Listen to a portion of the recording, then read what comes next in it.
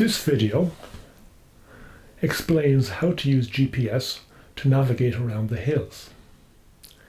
Its sister video describes the equipment, apps and maps you'll need to use for that purpose.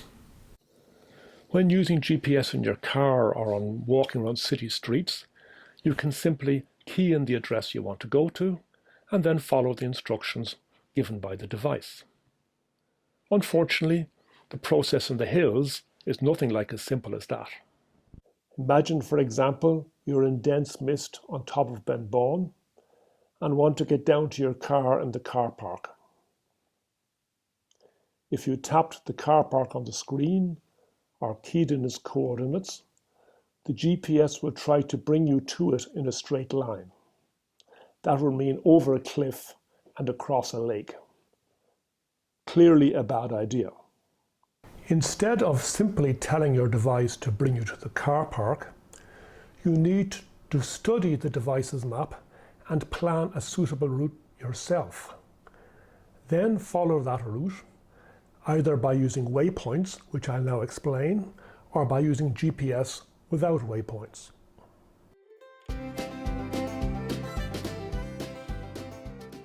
In good visibility, you'd probably follow the dotted red line and guide yourself along it by looking at the terrain. In mist, you can pick a series of points along the same route. Enter them into your app or device. In GPS jargon, such points are called waypoints. Next, you click Start or Go or whatever instructions your app or device uses. You should then see something like this on your screen.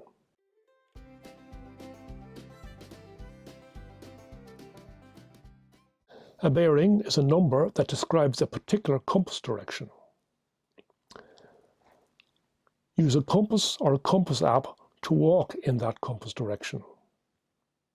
All going well, you will end up walking in a straight line from each waypoint to the next. My compass videos explain more about compasses and bearings.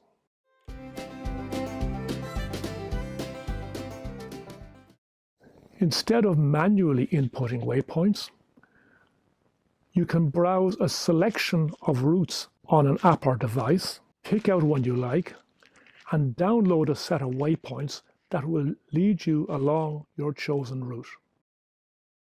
This is extremely convenient.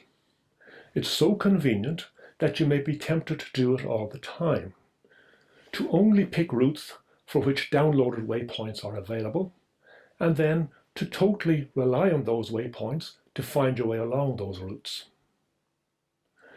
You may be tempted not to bother learning any other way of finding your way around. Resist this temptation.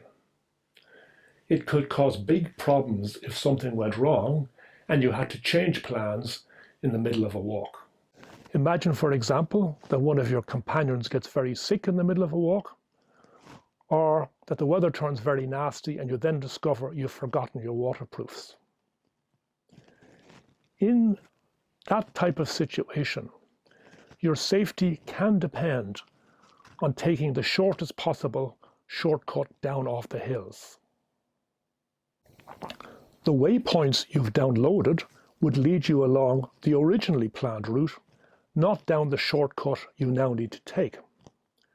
You may have no internet access, and even if you do, the chances that you'll be able to find and download a waypoints for the exact shortcut you now need to take is pretty slim. You therefore can't rely on downloaded waypoints to get you safely off the hills when things go wrong. That's why you really need to be able to study the map, work out a suitable shortcut by yourself, and follow that shortcut without help from downloaded waypoints. In some cases, that'll be fairly straightforward. But if your emergency occurs in dense mist and difficult terrain, a reasonable level of navigation skills may be required to get down to safety.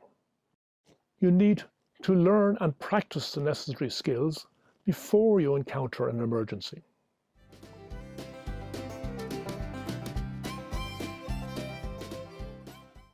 Instead of using waypoints, you can use the GPS's electronic map in much the same way that you'd use a paper map, but with the added advantage that the GPS's map tells you where you are. Here's an example. You want to climb Ben Glass, which is hidden in mist. As you can see from the blue dot, you're at the car park. Plan a route in your head. One likely route is shown here in red. Start following the track.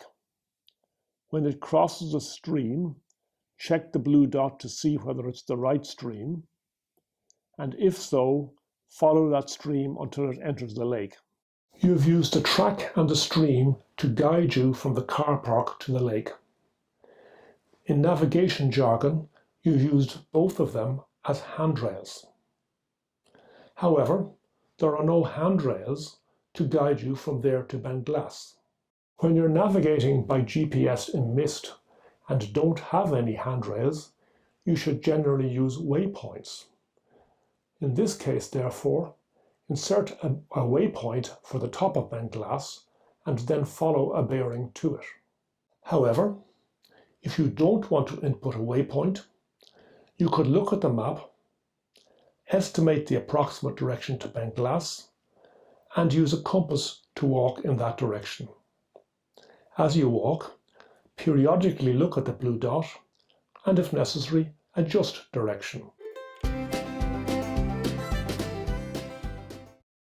Have you ever accidentally clicked on the wrong contact and sent an email or WhatsApp message to the wrong person? You can make exactly the same mistake and click on the wrong waypoint. Such mistakes can cause the GPS to send you the wrong way. One precaution you can take is to create a mental image of the route by studying the map beforehand. As you walk, compare that image with reality.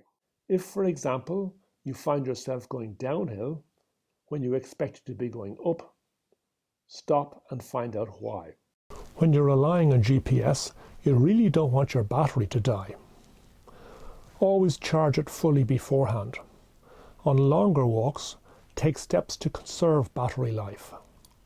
Turn off Wi-Fi, any unnecessary apps, and possibly the tracking option on your navigation app.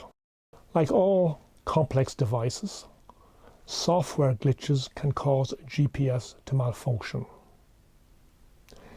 If any of these problems arose while you are navigating through difficult terrain and conditions, you could land up in a very dangerous situation. In such situations, having a paper map as backup could save your bacon. Here's a summary of the main problems and the precautions you can take against them.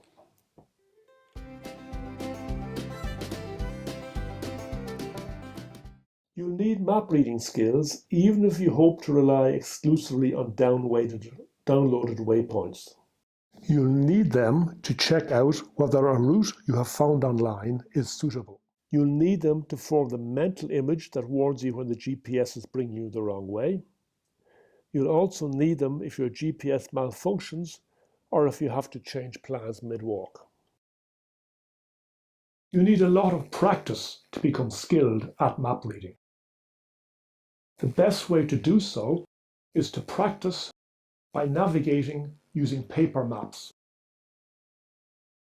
You'll learn very slowly if you fall back on GPS every time the navigation problem becomes a bit challenging.